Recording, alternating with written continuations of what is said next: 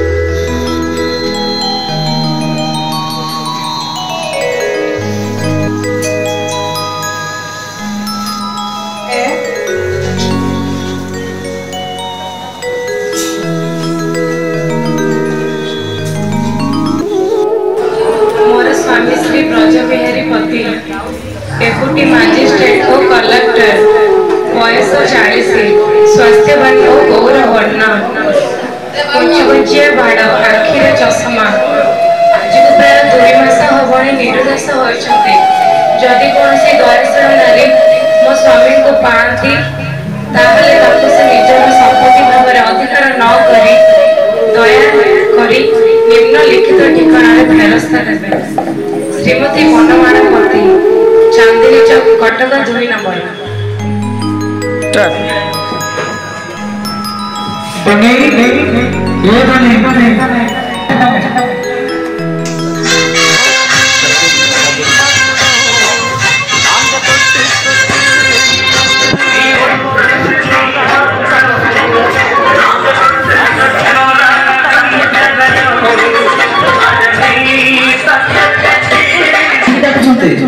घरे समस्ते मरीगले नाई तो बंचिचंती तबे डाके सुननानी काहेकि मला बंचिचंती बोली डाकले सुनिबे ए कथा कोठी लेखा अछि किरे भारी बड़ी बड़ी कथा कहलुनी मा कोठी अछंती कहि पारबे ना कोन किरे तुमी लड़ी कोन कथा होछु मते आ एमिति जनै बोली डाकन नाही ना काई गिरे मां ना जनार्दन बाबू मते जनार्दन बाबू बोली डाकिबे कोन कहलु तते कोन बोला किबी हां मते जनार्दन बाबू बोली डाकिबे ए जनार्दन बाबू तो मुंडे बिगड़ी जाछि रे नाई बाबू मुंड किया बिगड़ीबो आपण काहे कि मते जनार्दन बाबू बोली डाकिबे जे आपण भी मनीष आने भी मनीष कोन भारी कहे तो निकल दियो तर किबे एमिति बेबा गुडाय काहे कि करूछंती आजि काली आईन पास हे गलानी परा आजि काली समस्त समान एमिति केही काको बेबा रेरा तुरा करि पारिबे नै सते आईन पास हेलानी हां आम निखिल कटक चाकर संघरे आईन पास हेछि निखिल कटक चाकर संघरे तमरे फेर बटे सभा आईन करिछ काहे कि करिबोनी आजि काली समस्त हेलानी हमर काहे कि होबने बुझिलु सतिरे कोन सब आईन पास हेछि सब बुझिलु हां मनेब माने चाकर मानकु पूजा करि पारिबे नै ताकु मार धर करि पारिबे नै बाबू माने जहाँ खाइबे चाकर माने सेया खाइबे बाबू माने जो पोशाक पिंधे चाकर माने सेही पोशाक ତାମାନେ ବାବୁ ମାନେ ଯୋଉ ଦରମା ପାଇବେ ଚାକର ମାନେ ବି ସେଇ ଦରମା ପାଇବେ। ଆଉ ଚାକର ମାନେ ଭଲ କାମ ନ କଲେ ବାବୁ ମାନେ କିଛି କହିପାରିବେନି ତାଙ୍କୁ। ଭଲ ଆଇନ କରୁଛ ଚାକର ମାନେ ଭଲ କାମ ନ କଲେ ବାବୁ ମାନେ ତାକୁ ଘରୁ ଚଳି ଦେଇପାରିବେ ନାହିଁ। ନା ସେଥିପାଇଁ ଆମର ଚାକର ସଂଘରେ ଗୋଟେ ସେକ୍ରେଟାରୀକୁ ଦରଖାସ୍ତ ଦେବାକୁ ପଡ଼ିବ। ତାଙ୍କେ ଆସିଲେ ସେ ବିଷୟରେ ତଦାରଖ କରିବେ। ଯଦି ଚାକରର କୌଣସି ଦୋଷ ଥାଏ ତାହେଲେ ତାଙ୍କ ପରାମର୍ଶ ଅନୁସାରେ ତାଙ୍କୁ କରି ଦିଆଯାଇପାରିବ, ନହେଲେ ନାହିଁ। ସତେ ଆଚ୍ଛା ହଉ ଜଣାଇଦେବେ ବାବୁ ଆପଣ ବର୍ତ୍ତମାନ ଟିକେ ଯାଇ ମୋ ମାଆଙ୍କୁ ଡାକିଦେବେ। ମୁଁ ଆସି ପହଞ୍ଚିବି ବୋଲି କହିଦେବେ। ନା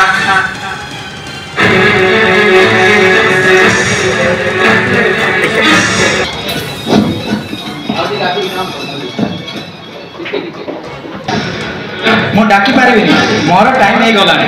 କଣ କହିଲୁ କାହିଁକି ହେଇଗଲାଣି ତୋର? ଆମର ଚାକର ସଂଘରେ ଆଇନ ପାସ୍ ହେଇଛି ଯେ କୌଣସି ଚାକର 10 ଘଣ୍ଟା ବେଶୀ କାମ କରିବେନି, 7ଟା ଠାରୁ 5ଟା ପର୍ଯ୍ୟନ୍ତ। ସେଇଠୁ ସେମାନେ ବୁଲିବେ, ଥିଏଟର ସିନେମା ଦେଖିବେ, ଯୁଆଡ଼େ ଇଚ୍ଛା ସିଆଡ଼େ ଯିବେ। ଆଚ୍ଛା ବହୁତ ଭଲ ବ୍ୟବସ୍ଥା। ତାପରେ ଘର କେତେବେଳେ ଫେରିବେ? ରାତି 12ଟା ଆଗରୁ। ତାଙ୍କୁ କବାଟ ଖୋଲିବାକୁ କୌଣସି ବାବୁ କିମ୍ବା ବାବୁଆଣୀ କବାଟକୁ ଝାঁକି ଦେବାକୁ ପଡ଼ିବ ନା କଣ? ହଁ ତା ନହେଲେ କେମିତି ହବ? ହଉ ମୁଁ ଯାଉଛି, ମୋର ଛୁଟି। ଆଚ୍ଛା ଶୁଣ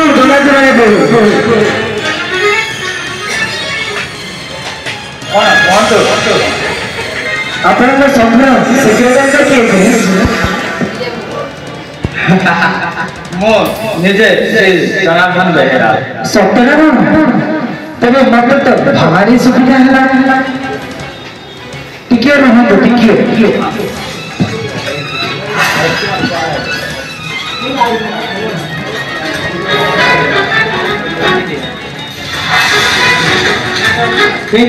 ଆପଣଙ୍କୁ ଲେଖି ପଢି ଆସେ ତ? ମୋ ନାଁ ଦସ୍ତଖତ କରିଦେବି। ଦସ୍ତଖତ ଗୁଡ଼ାକ ଆଉ କାହା ହାତରେ ପଢ଼େଇ ନେବି। ଆଚ୍ଛା ମୁଁ ଦରଖାସ୍ତ ତମ ସେକ୍ରେଟାରୀଙ୍କୁ ଦଉଛି। କି ଦରଖାସ୍ତ? ଦନେଇ ବେହେରାଙ୍କୁ ଚାକିରିରୁ ବାହାର କରିବା ପାଇଁ ଦରଖାସ୍ତ। ସେକ୍ରେଟାରୀ ଜନାର୍ଦ୍ଦନଙ୍କ ନିକଟକୁ ଅଦତ୍ତ କରି ତାଙ୍କୁ ଚାକିରିରୁ ବାହାର କରିବାକୁ ସୁପାରିଶ କରନ୍ତୁ। ହଉ ତେବେ ମୁଁ ଚାକର ସଂଘ ତାଙ୍କ କଥା ପକେଇଲି, ଯାଉଛି। ଆଜିକାଲି ଚାକର ଗୁଡ଼ାକ ବହୁ ଚାଲାକ ହେଇଗଲେ।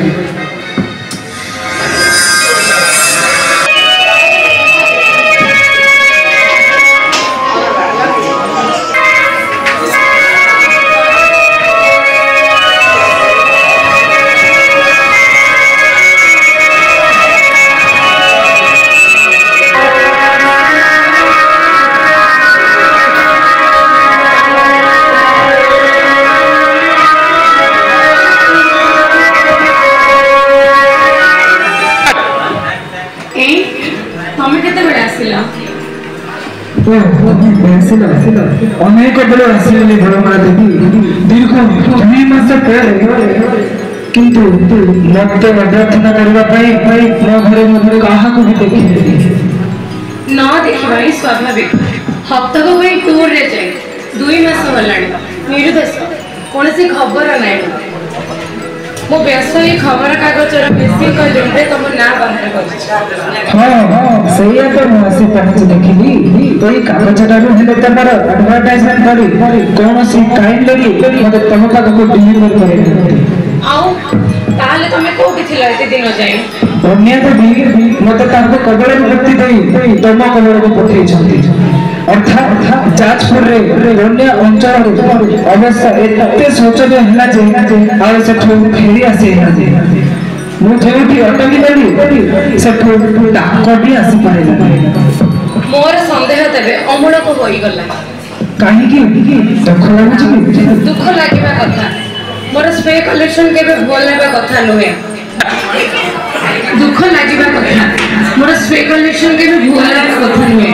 ଯଦିଓ ବା କୌଣସି କରିଛନ୍ତି ଏହାର ଅର୍ଥ କୌଣସି ନା କୌଣସି ନାରୀର କବଳରେ ନିଶ୍ଚୟ ପଡ଼ିଥିବ।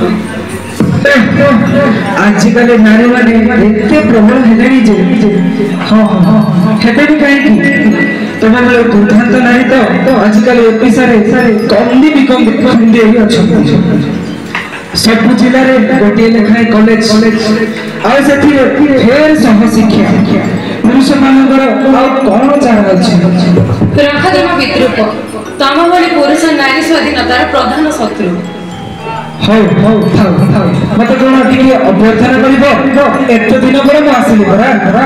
ମୋର ବର୍ତ୍ତମାନ ସମୟ ନାହିଁ, ମୁଁ ଯାଉଛି ଗୃହଲକ୍ଷ୍ମୀ ସମିତିର ସଭା। କଣ କହିଲ? ଗୃହଲକ୍ଷ୍ମୀ ସମିତି ସଭା? ମାନେ ଗୃହରେ ଯେଉଁମାନେ ଲକ୍ଷ୍ମୀ ସ୍ୱରୂପିଣୀ ତାଙ୍କରି ସଭାକୁ? ହଁ, ମୁଁ ତା ସଭାନେତ୍ରୀ। ଲକ୍ଷ୍ମୀ ମାନେ ଉପଯୁକ୍ତ ନାରୀଙ୍କୁ ତାଙ୍କର ସଂଘର ସଭାନେତ୍ରୀ କରିଛନ୍ତି। ଆଚ୍ଛା ଏ ସଂଘର କାର୍ଯ୍ୟ କଣ? ତମକୁ ଆମ ସାଙ୍ଗରେ କର୍ମ ତାଲିକା ଦେବାକୁ ମୋ ପାଖରେ ସମୟ ନାହିଁ। ହଁ, କେବଳ ଏତିକି ଜାଣି ରଖ ଯେ ପରିବାର ପାଇଁ ଉପଯୁକ୍ତ ଗୃହିଣୀ କରିବା ଏ ସଂଘର ପ୍ରଧାନ ଲକ୍ଷ୍ୟ। ଆରେ ମୁଁ ତ ଠିକ ସେଇଆ ଅନୁମାନ କରିଥିଲି। ଦୀର୍ଘ 2 ମାସ ପରେ ସ୍ୱାମୀ ଘରକୁ ଫେରିଲା ବେଳକୁ ଯେଉଁ ସ୍ତ୍ରୀ ତାଙ୍କର ଚର୍ଚ୍ଚା କରିବାରେ ମହିଳାକୁ ସମ୍ମାନ କରି ସଂଘର ସଭାନେତ୍ରୀ କରିବାରେ ବାହାରେ ସେହି ସିନା ଉପଯୁକ୍ତ ଗୃହିଣୀ। ହଉ, ତମର ଯୁକ୍ତି ରଖ, ମୁଁ ଚାଲିଲି। ଆଉ ହଁ, ଶୁଣ ଟୁଲୁର ଖାଇବା ସମୟ ହେଇଗଲେ ତାକୁ ଦୁଧ ପିଆଇ ଦବ। ଜଳଖିଆ ଦୋକାନର ଆଲମାରୀ ପିଢ଼ି ବୋତଲରେ ଦୁଧ ରଖା ହେଇଛି। ବୁଲୁ ମାଷ୍ଟର ପାଖରେ ପଢି ସାରି ଆସିଲେ ତାକୁ ଜଳଖିଆ ଖାଇବାକୁ ଦବ। ଆଚ୍ଛା ତୁମେ ଯାଅ, ତମର ସମୟ ହେଇଯିବ। ଓହୋ, ତମ ସହିତ ବାଜେ କଥାବାର୍ତ୍ତା ହେଇ ମୋ ଥରେ ଡେରି ହେଇଗଲାଣି, ମୁଁ ଯାଏ।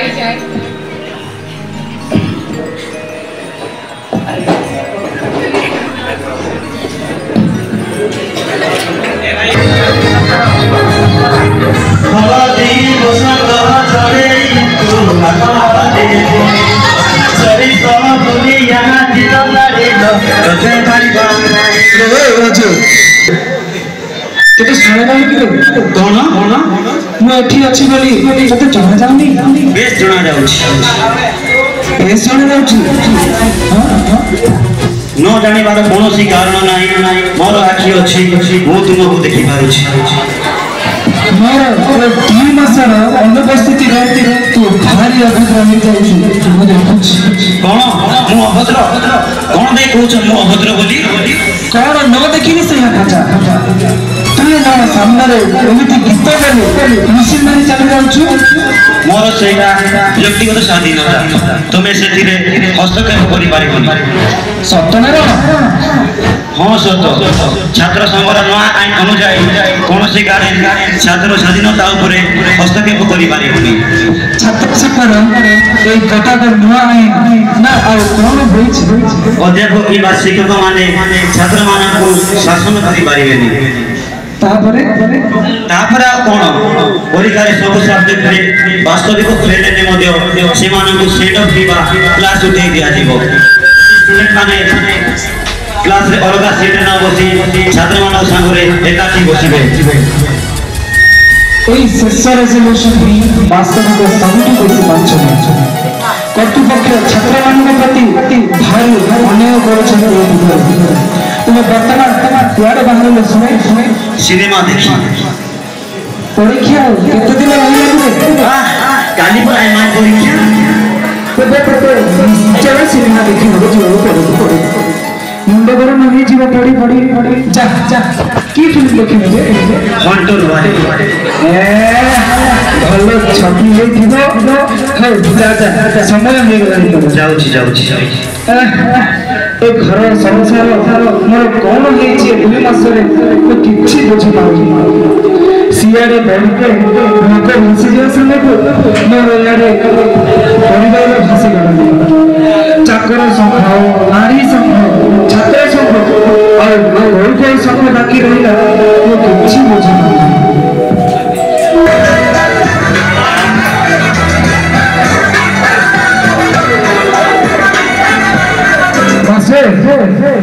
ତମର ସଂଗଠନ କିଛି ନାହିଁ? ହଁ ଅଛି ଆଜ୍ଞା।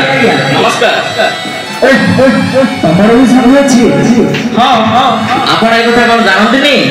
ଲଭ୍ ବାଇ ଟିଚର୍ସ ଆସୋସିଏସନ ଗୋଟେ ଏବେ ହୋଇଛି ପରା। ଜାଣିଛି ଭୁଲି ଯାଇଥିଲି ମାଷ୍ଟର। ଦେଖନ୍ତୁ ମତେ ଆଉ ସେମିତି ମାଷ୍ଟର ବୋଲି ଡାକିବେନି ବୁଝିଲେ? କାହିଁକି? ମାଷ୍ଟର ଡାକଟା ଗୋଟେ ଅବଜ୍ଞା ସୂଚକ ସମ୍ବୋଧନ। ଏଣିକି ଆପଣ ମତେ ମାଷ୍ଟର ବାବୁ ବୋଲି ଡାକିବେ। ତୁମ ସଂକ୍ରାନ୍ତରେ ରେଜଲ୍ୟୁସନ ପାସ୍ ହେଇଛି କି? ହଁ ପାସ୍ ହେଇଯାଇଛି। ମୁଁ ଯାଉଛି। ଏତେ ଶୀଘ୍ର ଯାଉଛୁ ଯେ? କେତେଟା ବେଳେ ମନକୁ ପଢିବାକୁ ଆସିଥିଲା କି? 4:30 ବେଳେ। ବର୍ତ୍ତମାନ ତ 5:20 ହେଇଛି। ହଁ 50 ମିନିଟ୍ ପଢେଇଲେଣି ଆଜ୍ଞା। ଆଉ କେତେ ଘଣ୍ଟା ପଢାନ୍ତି? ଯାହା ଆମ ସଂଘର ନିୟମ ସେଇଆ ନା। ସବୁଠୁ ଏହି 50 ମିନିଟ୍ କଲି। ଆପଣଙ୍କ ପୁଅ ପାଇଁ କଣ ସମ୍ବିଧାନ ଅଲଗା ଲେଖା ହବ ନା କଣ? ଯାହା ସଂଘର ନିୟମ ସେଇଆ ହିଁ ମୁଁ କରେ। 50 ମିନିଟ୍ ଭିତରେ ତମେ ପିଲାକୁ ଏତେ ପାଠ ପଢେଇ ଦଉଛନ୍ତି? ଓହୋ କାହିଁକି ସବୁ ପଚାରୁଛନ୍ତି କହିଲେ? ଆଜିକାଲି ବା ପାଠ ଗୁଡାକ ସବୁ ସହଜ ହେଇଗଲାଣି। ସହଜ ହେଇଗଲାଣି? ତାହା କେମିତି? କିଛି କଷ୍ଟ ନାହିଁ ବୁଝିଲେ? କିଛି କଷ୍ଟ ନାହିଁ। ପାଠ ଗୁଡାକ ଆମେ ବିଲ୍ ଭଳି ପିଲାମାନଙ୍କୁ ଟପାଟପ ଗୋଳେଇ ଦଉଛୁ ଆଉ ସେ ବିଷୟରେ ନ ଡାକି ଦଉଛୁ। ସେମାନେ ନ ବୁଝି ନ ସୁଝି ତାକୁ ମୁଖସ୍ଥ କରି ପକାଉଛନ୍ତି। ତାହେଲେ ପାଠକୁ ବୁଝିବା ଦରକାର ନାହିଁ କି? ମତେ ନୁହେଁ ଆଜ୍ଞା, ପାଠ ବୁଝିଗଲେ ତ ମାଷ୍ଟର ପୁରୁଣା ଭାସିଯିବ ନା। ଭାସିଯିବେ? ତାହା କେମିତି? ଆରେ ଆପଣ ବୁଝୁନାହାନ୍ତି କାହିଁକି? ମୁଖସ୍ଥ କରିଦେଲେ ପରୀକ୍ଷା ଖାତାରେ ଲେଖୁ ଲେଖୁ ଯୋଉଠି ଅଟକି ଯିବେ ସେଇଠୁ ଆଉ କିଛି ବାହାରିବନି। କିନ୍ତୁ ବୁଝି କରି ପଢିଲେ ତ ମହା ବିପଦ ଆଜ୍ଞା। ପିଲା ଗୁଡାକ ବହୁ ସଂଖ୍ୟାରେ ପାସ୍ କରିଯିବେ। ଏ ଟ୍ୟୁସନ କଥା ସବୁ ମାନ୍ଦା ପଡିଯିବ। ଏ ମାଷ୍ଟର ପୁରଣା ଭାସିଯିବ। ହଉ ଆଜ୍ଞା ମୋର ପୁଣି 5ଟା ଟ୍ୟୁସନ ରହିଲାଣି। ମୁଁ ଯାଉଛି ଆଜ୍ଞା। ନମସ୍କାର। ନମସ୍କାର। କଣ ଇଏ ସବୁ? ମାସ 2ଟାରେ ସବୁ ଯେମିତି ବଦଳି ଯାଇଛି। ଘରେ ଆଉ କେହି ରହିଲେନି।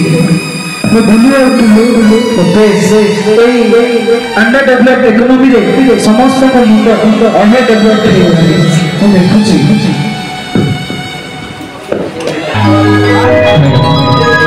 ଆପଣମାନେ ପ୍ରଥମ ଦୃଶ୍ୟକୁ ଉପଭୋଗ କରିସାରିଲେ ବର୍ତ୍ତମାନ ଆମେ ଚାଲନ୍ତୁ ଯିବା ଦ୍ୱିତୀୟ ଦୃଶ୍ୟକୁ। ଯେଉଁ ଦୃଶ୍ୟରେ ଅତ୍ୟାଚାରିତ ସ୍ୱାମୀମାନଙ୍କର ଗୋଟିଏ ସଂଘ ଅଛି। ସଂଘ ମାଧ୍ୟମରେ ଅତ୍ୟାଚାରିତ ସ୍ୱାମୀଙ୍କର ଚିକିତ୍ସା ବ୍ୟବସ୍ଥା ଅଛି। ଚାଲନ୍ତୁ ଦ୍ୱିତୀୟ ଦୃଶ୍ୟକୁ ଆମେ ଉପଭୋଗ କରିବା।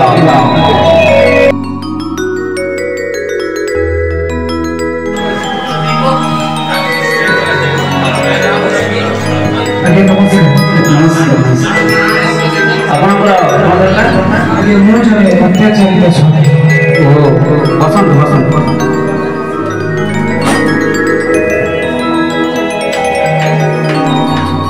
ଆପଣଙ୍କର ନାମ? ଆଜ୍ଞା ଭରଚନ୍ଦ୍ର ହାତୀ ଭକ୍ତି। କଣ କରନ୍ତି? ଡେପୁଟି। ବୁଝିଲି। କଣ ବୁଝିଲେ ଆଜ୍ଞା? କାହିଁକି ଆପଣଙ୍କ ସ୍ତ୍ରୀ ଆପଣଙ୍କ ଉପରେ ଅତ୍ୟାଚାର କରନ୍ତି? ତାହା କାହିଁକି? ପରେ ଜାଣିବେ। ଆମର ଜଣେ ସାଇକୋଲୋଜି ଅଛନ୍ତି।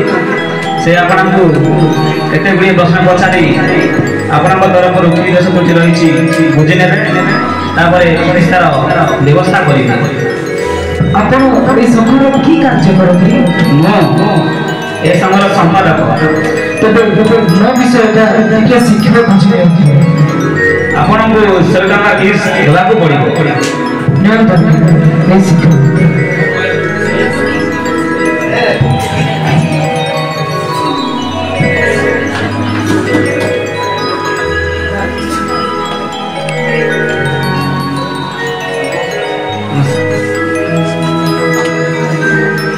ଭଲ ଟିକେ ଶିବରାମ ବାବୁକୁ ଡାକିବେ।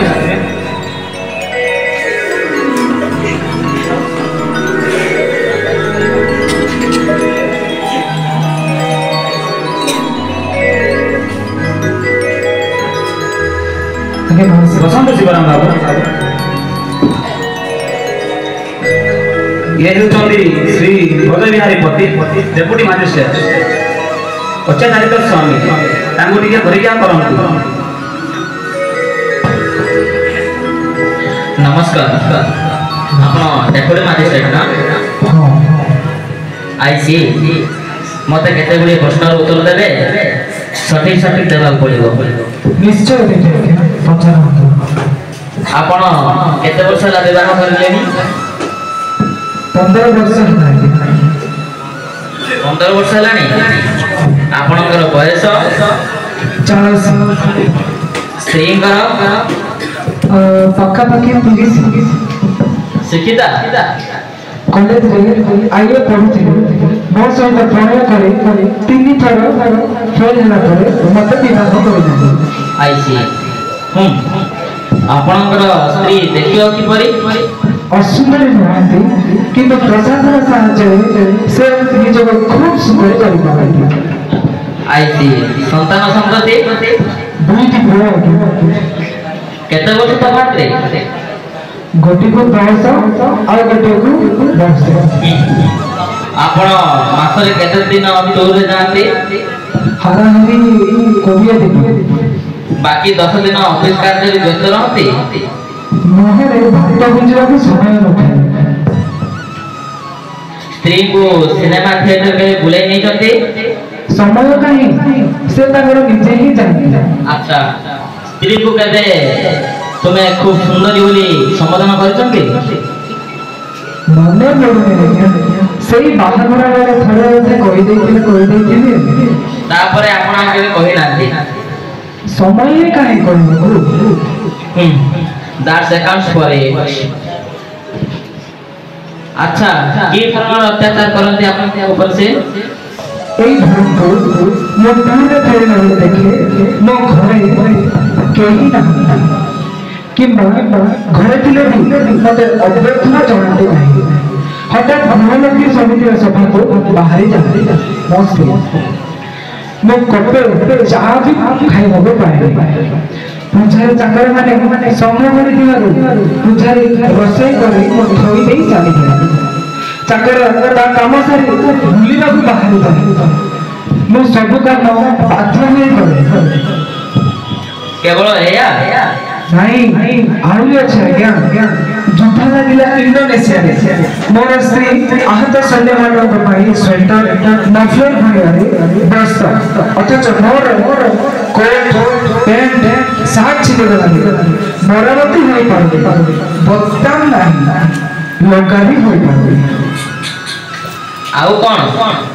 ଅଧିକାଂଶ ସମୟରେ ମୋ ସ୍ତ୍ରୀ ବାହାରେ ପ୍ରାୟ ରାତି 10ଟା ବେଳକୁ ଘରକୁ ଫେରନ୍ତି।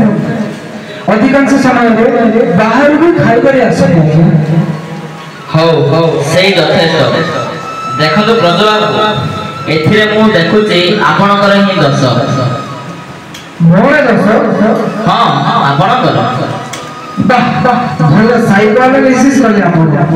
ମୋର ଭଲ ଦୋଷଟା କେଉଁଠି? ଆହା, ରାଗୁଛନ୍ତି କାହିଁକି? ଶୁଣନ୍ତୁ, ଆପଣ ବଡ଼ ଅସାମାଜିକ ହୋଇପଡ଼ିଛନ୍ତି। ସ୍ତ୍ରୀଙ୍କ ସହିତ ଯଥେଷ୍ଟ ମିଳାମିଶା କରିପାରିନାହାନ୍ତି। ସେଥିପାଇଁ ମୁଁ କଣ କରିବି? ମତେ ତ ଢେର ଚାକିରି ଅଛି, ସ୍ତ୍ରୀ ସଂସାର କଥା ବୁଝିବାକୁ ମୋର ସମୟ ହିଁ ନାହିଁ। ତେବେ ଖାଲି ଚାକିରି କରିଥାନ୍ତେ, ସ୍ତ୍ରୀ ସଂସାର କରି ନଥାନ୍ତେ। ଯେଉଁମାନେ ଚାକିରି ସର୍ବସ୍ୱ, ସେମାନଙ୍କର ସ୍ତ୍ରୀ ମାନେ ଏପରି ସ୍ୱଦେଚାରୀ ହେବାକୁ ବାଧ୍ୟ ହୁଅନ୍ତି। ଆପଣଙ୍କର ଅନୁମାନ ଭୁଲ ହୋଇପାରେ, କିନ୍ତୁ ମୁଁ କହେ ନାରୀମାନଙ୍କର ବିଷୟରେ ଆପଣଙ୍କର କୌଣସି ଧାରଣା ନାହିଁ। ନାରୀ ତ ନାରୀ, ବାହା ହେବେ, ପିଲା ଛୁଆ ଜନ୍ମ କରିବେ। ନା, ଆପଣମାନେ ମତେ ସାହାଯ୍ୟ କରିପାରିବେ। ଦେଖୁଛି ଆପଣ ସାହାଯ୍ୟ ଦରକାର କରୁନାହାନ୍ତି। ମୁଁ ଯାହା କହୁଛି ସେଇ ଅନୁସାରେ କାମ କରନ୍ତୁ, ଦେଖିବେ ଆପଣ ସ୍ତ୍ରୀଙ୍କୁ ଜବତ କରିପାରିବେ କି ନାହିଁ। ବେଶ, ତାହେଲେ କୁହନ୍ତୁ ଆପଣଙ୍କୁ ସୋସିଆଲ ହେବାକୁ ପଡ଼ିବ। କେମିତି ହେବେ ଟିକେ ବତେଇ ଦିଅନ୍ତୁ। ପ୍ରତିଦିନ ଅନ୍ତତଃ ଘଣ୍ଟାଏ ଲେଖାଏଁ କୌଣସି ମହିଳାଙ୍କ ସାଙ୍ଗରେ ମିଳାମିଶା ଏବଂ ଗପସପ ହେବାକୁ ପଡ଼ିବ। ଅନ୍ୟ ମହିଳାଙ୍କ ସାଙ୍ଗରେ? ହଁ, ମୁଁ ଏବେ ଟିକେ ସେମିତି ନାହିଁ, କେଉଁଠୁ ପାଇବି? ଆପଣଙ୍କୁ ସେଥିପାଇଁ ବ୍ୟସ୍ତ ହେବାକୁ ପଡ଼ିବନି। ଆମେ ତାର ସବୁ ବ୍ୟବସ୍ଥା କରିଦେବୁ। ଆମର ଗୋଟିଏ ଡୋମେଷ୍ଟିକ ରିହାବିଲିଟେସନ ସୋସାଇଟି ଅର୍ଥାତ୍ ପାରିବାରିକ ଥଇଥାନ ସମିତି ଅଛି। କଣ? refugee rehabilitation ଭଳି ହଁ ଅତ୍ୟାଚାରିତ ସ୍ୱାମୀମାନଙ୍କୁ ପରିବାରର ଶାନ୍ତି ଶୃଙ୍ଖଳା ଆଣିବା ଦିଗରେ ଏହି ସମିତି କାର୍ଯ୍ୟ କରୁଛନ୍ତି।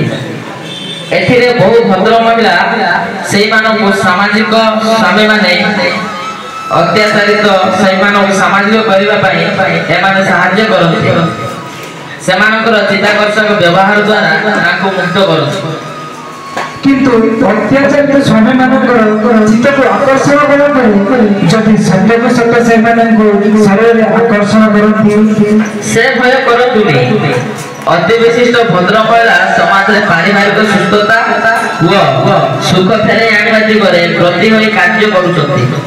ବେଶ ମତେ ତେବେ ସାମାଜିକ କରିବାକୁ ଚେଷ୍ଟା କରୁଛନ୍ତି। ଆପଣ ସନ୍ଧ୍ୟା ବେଳେ ସବୁ ବ୍ୟବସ୍ଥା କରିଦେଇଥିବୁ।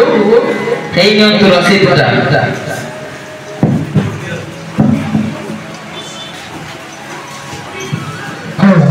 ତାହେଲେ ମୁଁ ଯାଉଛି,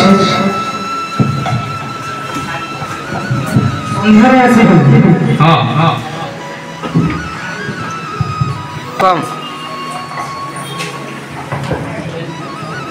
ଆରେ ତମେ ଅନାଦି ମାନୁଛ? ଘରେ ସମସ୍ତେ କେମିତି ଅଛନ୍ତି? ଭଲ ଆଉ କ'ଣ କରୁଛ ବାବୁ? ନାନାର କ'ଣ ମଧୁ ଚିନ୍ତା ପଡ଼ିଲା। ଆପଣ ବି ମୋରି ଭଳି ଜଣେ ଅତ୍ୟାଚାରିତ ସ୍ୱାମୀ? ହଁ ଆଜ୍ଞା, ଆପଣଙ୍କ ଭଳି ଆପଣ ମୋରି ଭଳି ଅସାମାଜିକ ସ୍ତ୍ରୀ ପ୍ରତି ଯଥେଷ୍ଟ ଦୃଷ୍ଟି ଦେଇପାରିନାହାନ୍ତି। ନିଶ୍ଚୟ ତାହା ନୁହେଁ ଆଜ୍ଞା, ତାହା ନୁହେଁ। ବରଂ ଅତି ବେଶୀ ମାତ୍ରା ଦୃଷ୍ଟି ଦେବାରୁ ମୋ ସ୍ତ୍ରୀ ଉପରେ ଅତ୍ୟାଚାର ଆରମ୍ଭ କରିଦେଇଛନ୍ତି ଆଜ୍ଞା। ଏମିତି ବି ହୁଏ? କ'ଣ ଏମିତି ବି ନ ହୁଏ ଆଜ୍ଞା, କ'ଣ ଏମିତି ବି ନ ହୁଏ। ଯେତେବେଳେ ଯାହା ଦରକାର ମୁଁ ସବୁ ଯୋଗାଇ ଦେଲି ମୋ ସ୍ତ୍ରୀ ପାଇଁ।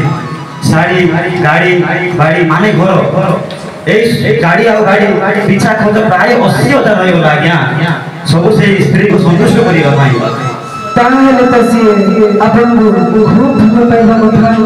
ଆହା, କ'ଣ କହୁଛନ୍ତି? ସିଏ ମତେ ଭଲ ପାଉଛନ୍ତି ଏ କଥା ନୁହଁ ଆଜ୍ଞା, କିନ୍ତୁ ତା ବଦଳରେ ସିଏ ଭଲ ପାଇଲେ ନୂଆ ଘରେ ଦିନେ ଛାଡ଼ି ଦିନେ ଖାଲି ଗାଁ ବାକି ବୁଲିବା ଆଉ ଅନ୍ୟମାନଙ୍କ ସହିତ ଗାଡ଼ିରେ ହାବା ଖାଇବା। ଇଏ ତ ବଡ଼ ଅନ୍ୟାୟ କଥା।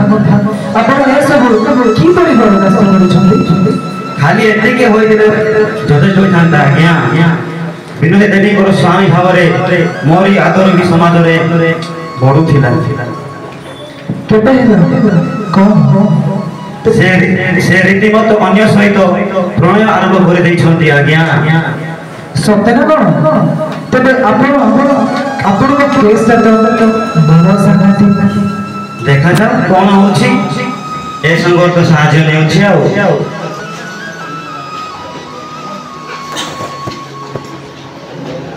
କ'ଣ ବିନୋଦ ବାବୁ?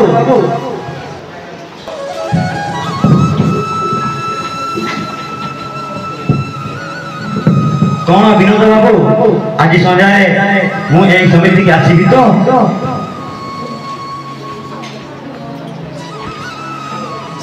ବିନୋଦ ବାବୁ, ଆଜି ସନ୍ଧ୍ୟାରେ ମୁଁ ଏଇ ସମିତିକୁ ଆସିବି ତ? ହଁ ନିଶ୍ଚୟ ଆପଣଙ୍କ ଭଳି ଲୋକମାନଙ୍କ ପାଇଁ ତ ଏ ସମୟ ବେଳା ହେଉଛି। ଆଉ ପଚାରୁଛନ୍ତି କ'ଣ? ଆଚ୍ଛା, ସଂଘ ଏ ଦିଗରେ ଆପଣଙ୍କୁ କି ସାହାଯ୍ୟ କରିବ?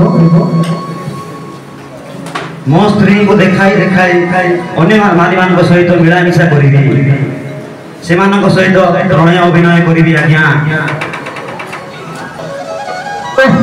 ବୁଝିଗଲି, କିନ୍ତୁ ଗୋଟାଏ କଥା, ପ୍ରଣୟର ଏଇ ଅଭିନୟଟା ଯଦି ସତ୍ୟରେ ପରିଣତ ହୁଏ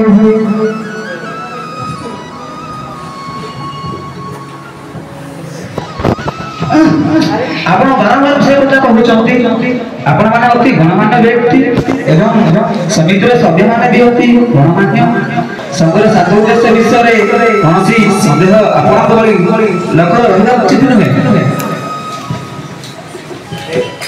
କ୍ଷମା କରିଦେବେ, ମୁଁ ଖାଲି ଦୁର୍ଘଟଣାର କଥା କହୁଥିଲି। ହଉ ଅନେକ ମୁଁ ତେବେ ଆସେ।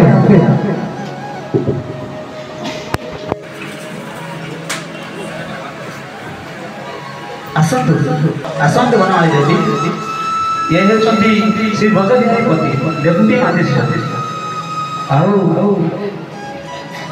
इच्छन्ति अनादि बाबू कटकर विशिष्ट व्यवसायी आउ ये श्री हनुमाली देवी आमर पारिवारिक दायित्व समितिर चेयरमैन